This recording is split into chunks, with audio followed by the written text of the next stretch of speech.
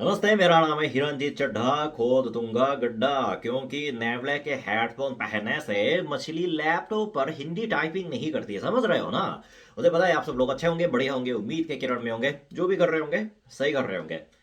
Background कुछ जाना पहचाना सा नहीं लग रहा है। बिल्कुल सही पहचाना आपकी नज़रों ने कि अभी फिलहाल मैं अपने दक्षिण कोरिया में अपने खुद के घर पर आ गया हूँ। तो आप लोग सोच रहे होंगे कि मैं तो बेरोजगार था, मतलब जो कि अभी भी हूं। तो अचानक मैं स्पेन में फंसा हुआ जो बंदा, जिसके पास कोरिया के टिकट, रिटर्न टिकट खरीदने को पैसे नहीं थे, अचानक मैं कोरिया वापस क्यों आ गया और मेरा आगे का प्लान क्या है और इसकी क्या कहानी है, आज के इस वीडियो में मैं उन सब प्रश्नों का एक एक करके जवाब देने वाला हूं। तो आओ यार, शुरू करते हैं बिना किसी हिरण के। तो कोरिया आए हुए मुझे अभी 2 दिन का टाइम हो गया है। 2 दिन बाद वीडियो बनाने का कारण यह है कि मैं इतना थक गया था कि स्पेन से कोरिया, आपको पता है कितने घंटे का फ्लाइट होता है? सबसे पहले स्पेन से जर्मनी जाना पड़ता है 2 घंटे, और जर्मनी से कोरिया आना मिनिमम 13 घंटा, और जर्मनी में 1 घंटे का इंतजार करने का तो टाइम भी तो होता है। तो इसका मतलब समझो कि एयरपोर्ट में ये सारा प्रक्रिया मिलाकर कुल मिला के रास्ते पर 16 घंटे बीत जाते हैं। 16 घंटे। इससे भी छोटी कुर्सी पर आप बैठे रहो 15 घंटे तक, हिले डुले बिना। वाह, नींद भी ठीक से नहीं आ रही है, क्योंकि लोग आते जाते रहते हैं गलियारे पर। कोई बाथरूम जा रहा होता है, कोई एयर होस्टेस को बुला रहा होता है, कोई पानी पी के गडार मार रहा होता है, वो कोई खड़ाटे मार के सो रहा होता है। जिस माहौल में आराम से सोना तो कतई मुश्किल ही नहीं, नामुमकिन है। तो इसलिए 2 दिन पहले जब मैं कोरिया वापस आया स्पेन से लंबी जर्नी समाप्त करके, तो मैं इतना सोया कि सो के उठने के बाद मैं फिर से सोया, और फिर उठने के बाद मैं फिर से सोया, और फिर दोस्तों से मिला, दारू पिया। उसके बाद पता चला कि कोरिया में यूं ही बिना कुछ किए, मतलब सिर्फ सो के दारू पी के 2 दिन यूं ही निकल गए। तो सोचा अरे चलो यार, वीडियो बनाना ही तो भूल गया, हम तो यूट्यूबर है। अभी तो हमारे सारी तो जॉब चली गई, बेरोजगार हूँ, यूट्यूब ही तो एकमात्र साधन बचा है। हाँ, तो यूट्यूब बनाते हैं। अभी मैं जब होश में हूँ तब यूट्यूब वीडियो बनाने का ख्याल मेरे दिमाग में आया, तभी जाके मैं ये वीडियो खोल के बना रहा हूँ। तो अचानक कोरिया आने का जुगाड़ इसलिए हो गया कि आपको तो पता है कि मेरे यूनिवर्सिटी में, वो मेरा यूनिवर्सिटी मेरे होम टाउन वाले घर से काफ़ी दूर है। समझो अगर किसी का घर दिल्ली में है तो वो पढ़ने के लिए मुंबई में रहता है, तो मेरी भी ऐसी कुछ हालत थी। तो यूनिवर्सिटी में रहने के लिए मेरे पास जो मैंने घर रेंट पर ले रखा था। और आपको पता है कि इंडिया में कैसा होता होगा मुझे नहीं पता, लेकिन कोरिया में अगर आप घर को रेंट पर रहते हो तो रेंट के साथ साथ हमें कुछ डिपॉजिट जमा करना पड़ता है। लाखों से शुरू होता है, मतलब 2 लाख रुपए से शुरू होता है, और 5 लाख, 6 लाख, सियोल में अच्छे अच्छे घरों का 10 लाख का भी वो डिपॉजिट होता है। और डिपॉजिट का पैसा वो तब हमें मिलता है जब उस घर का कॉन्ट्रैक्ट हमारा खत्म हो जाता है। और मेरे को पता भी नहीं चला कि मैं फ्लाइट में बैठे बैठे कि कल हमारे यूनिवर्सिटी का ग्रेजुएशन का दिन था, और मेरा भी ग्रेजुएशन हो गया। इसका मतलब यह है कि अब मैं ना स्टूडेंट हूँ, ना जॉब करने वाला हूँ, और अब मैं क्या हूँ, यूट्यूब के सहारे, मतलब आजकल यूट्यूब पे भी ज़्यादा कुछ नहीं आते, यूट्यूब के सहारे खुद को यूट्यूबर बताने वाला बेरोजगार हूँ, जो हर एक दिन नए देश के रास्ते पर निकलता रहता है। वाह, क्या हालत बन गई है मेरी। तो मतलब कल जब मेरा वो हो गया खत्म ग्रेजुएशन, आपको तो पता है कि ग्रेजुएशन सेरेमनी में जाना ज़रूरी नहीं है। अगर आपने ग्रेजुएशन की सारी प्रक्रिया समाप्त कर दी है तो ग्रेजुएशन में आप चाहे जाए ना जाए, आपको डिग्री वैसे मिल जाएगी। वैसे भी कई छात्र नौकरी कर रहे होते हैं या फिर विदेश में रह रहे होते हैं, जिसकी वजह से ग्रेजुएशन सेरेमनी में आ नहीं पाते, और मेरे जैसे स्टूडेंट भी होते हैं जो स्पेन जैसे देशों में घूमना पसंद करते हैं। तो मेरा क्या था कि ग्रेजुएशन सेरेमनी में जाने के मेरा सौभाग्य तो नहीं हुआ, लेकिन जिस दिन मैंने जानबूझकर 2 साल पहले कॉन्ट्रैक्ट बनाया था कि जिस दिन मेरे ग्रेजुएशन सेरेमनी होगी उससे पहले मैं अपने रूम को, यानी कि कॉन्ट्रैक्ट को समाप्त करता हूँ, ताकि ये घर जल्दी से, मतलब वो घर के मालिक के लिए भी अच्छा हो कि जल्दी से नया किराएदार मिल जाए। क्योंकि अगर मैं जाऊँगा तो कोई नया स्टूडेंट फ्रेशर तो आएगा ही, जिसको घर की ज़रूरत होगी। अगर मैं खाली, मतलब मैं अगर पहले घर को खाली कर दिया तो घर खाली मिला, तो उसके लिए भी अच्छा होगा, और फिर मेरे को किराया भी कम देना पड़ेगा। तो इसलिए जब मैं स्पेन में था तो एक दिन वो काफी बड़े पैसे डिपॉजिट हो गए। तो मैं सोच रहा था कि ससुर के नाते इतना पैसे कहां से। तब भी जाके मेरे को दिमाग में आया कि अरे ससुर के नाते, अरे आज वो तारीख है, 2 साल पहले जिस तारीख को हमने कॉन्ट्रैक्ट वो समाप्त करने के समझौता, यानी कि समझौता सहमति जताई थी, आज वो दिन है जिसकी वजह से मेरे को डिपॉजिट के पैसे मिल गए। इसका मतलब यह है कि अब मैं कोरिया वापस आ सकता हूँ।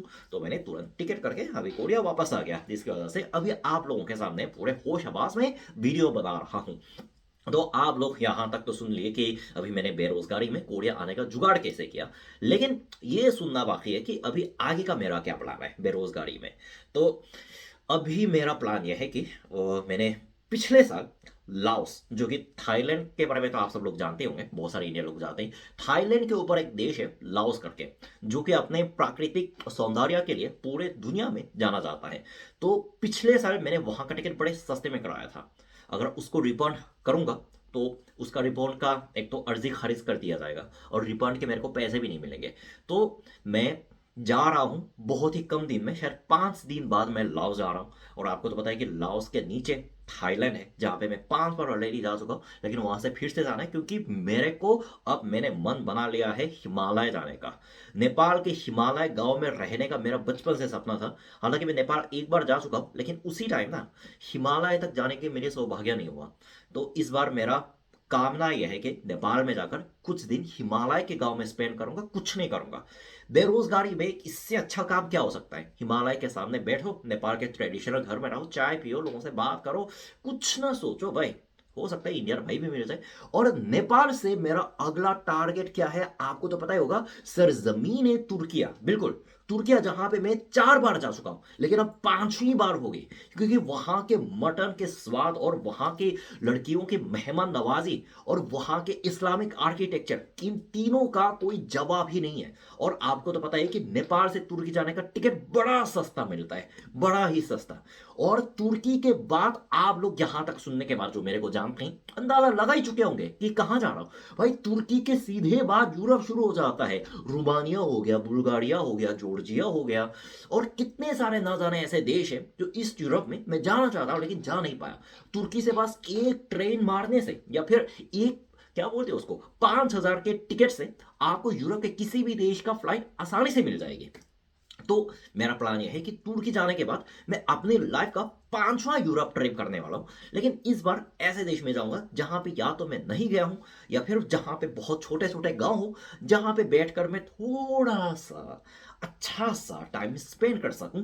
और जब यह ट्रिप खत्म होगी और अपने फ्यूचर के बारे में भी सोचने का समय मिले, हाँ, इस तरह मैंने कुछ महीनों का प्लान बनाया है। इसका मतलब यह है कि अभी मैं इस घर में बहुत कम दिनों के लिए रहने वाला हूँ, बहुत कम दिनों के लिए रहने वाला हूँ। उसके बाद फिर मैं आप लोगों को कोरिया के बाहर, कभी लाओस, थाईलैंड, नेपाल, सरजमीन तुर्की और फिर वो यूरोप के किसी देश में मिलूंगा।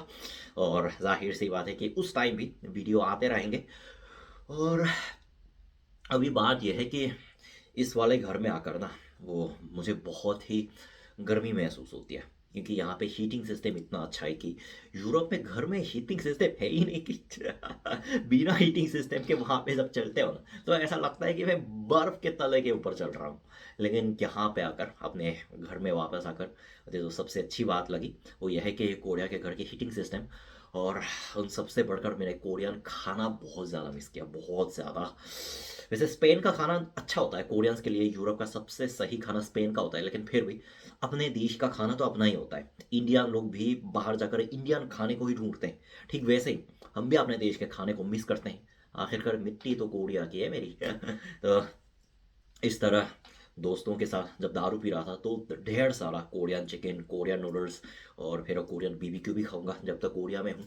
और फिर उसके बाद फिर कुछ महीने विदेश में।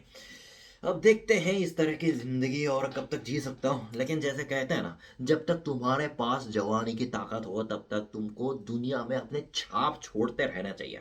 और यूट्यूब उसको रिकॉर्ड करने का मेरा एक जरिया है, जिसकी वजह से चाहे कितना भी कम व्यू क्यों ना आए उस पर बना हुआ हूँ। तो बस यार, आज के वीडियो में इतना ही। उम्मीद करता हूँ आप लोगों को इस एक वीडियो के माध्यम से मेरी कहानी के बारे में थोड़ा बहुत जानने को मिल गया होगा। मैं वापस आऊंगा और मजेदार वीडियो के साथ। तब तक क्या करना है, सावधान रहो, सुरक्षित रहो, सीख है को सबक सबको। जय भारत, जय साउथ कोरिया।